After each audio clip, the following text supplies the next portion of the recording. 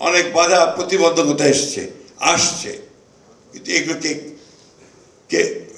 এড়িয়ে এগুলোকে বাধা পেরিয়ে আমাদেরকে সাফল্য অর্জন করতে হবে। আজকে আমাদের বিরুদ্ধে বিভিন্ন রকম চক্রান্ত হয়, প্রচারণা চলে, অপপ্রচার চলে। সবচেয়ে বড় হচ্ছে একটা অপপ্রচার চলছে। এই অপপ্রচারের বিরুদ্ধে কিন্তু আমাদেরকে কাজ করতে হবে, নিজেদের কাজ করতে হবে। যে কথাটা আমি সবসময় বলি, সাইবার ওয়ার, এই সাইবার ওয়ারে যদি আমি যোদ্ধা হতে না পারি তাহলে কিন্তু আমি পরাজিত হয়ে যাব।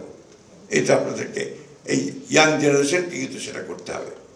আমরা যখন ফ্যাসিস্টদের বিরুদ্ধে সংগ্রাম করছিলাম, আন্দোলন করছিলাম, আমরা জেলায় বিভাগীয় সভাগুলোতে সবসময় একটি কথাই খুব জোর দিয়ে বলতাম যে আমাদের তরুণদেরকে এগিয়ে আসতে হবে, যুবকদেরকে এগিয়ে আসতে হবে, ছাত্রদেরকে শিক্ষা প্রতিষ্ঠানগুলো থেকে বেরিয়ে আসতে হবে, বেরিয়ে এসে এই ফ্যাসিস্টদের বিরুদ্ধে রুখে দাঁড়াতে হবে। যেদিন সেটা হয়েছে সেদিনই পরিবর্তনটা এসেছে।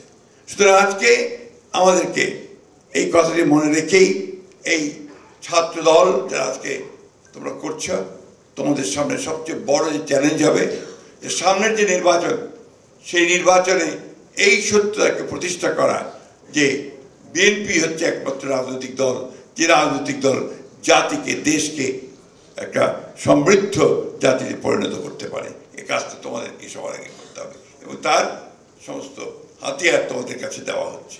বাংলাদেশে একটা বড় বিভাজনের পথ তৈরি করার চেষ্টা চলছে।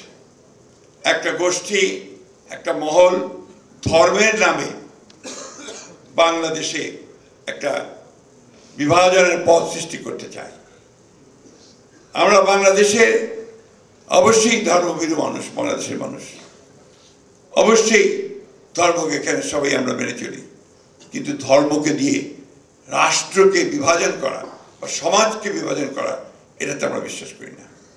আমরা মনে করি যে বাংলাদেশে সকল ধর্মের মানুষ একসাথে বাস করবে, একইভাবে থাকবে এবং 1971 সালে যে স্বাধীনতা যুদ্ধ হয়েছিল সেই যুদ্ধের মূল যে ভিত্তিক কথাটা ছিল সেটা ছিল যে সকলের বাংলাদেশ।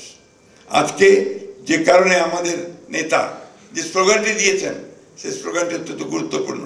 এটা একদিকে যেমন জাতীয় ক্ষেত্রে তেমনি আন্তর্জাতিক ক্ষেত্রে একইভাবে গুরুত্বপূর্ণ, সবার আগে বাংলাদেশ। এটা কথাটা আমাদের বুকের মধ্যে গেঁথে নিতে হবে। আমাদের এই বিষয়টাকে নিয়েই সামনের দিকে এগিয়ে যেতে হবে। আজকে সমস্ত প্রতিবন্ধকতাকে দূর করে, তাদেরকে পরাজিত করে, সমস্ত অপপ্রয়াসকে পরাজিত করে আমাদেরকে বাংলাদেশি জাতীয়তাবাদী দলকে এগিয়ে নিয়ে যেতে হবে এবং তার সামনের সারিতে যারা থাকবে তারা হচ্ছে ছাত্র দল, যারা ভ্যানগার্ড হিসেবে, অগ্রবর্তী সৈনিক হিসেবে একেবারে হৃদয়ে ধারণ করবে। এটা যদি না করতে পারে, শুনে গেলে আর চলে গেলে গিয়ে এটাকে তোমার এলাকাতে মানুষের মধ্যে যদি তুমি এটাকে ডিসিমিনেট না করতে পারো তাহলে এটা কোনো কাজে দেবে না। 31 দফা অনেক করেছো না প্রচার, 31 দফা কি সবার কাছে পৌঁছতে পারছো? আমার কাছে মনে হয় না।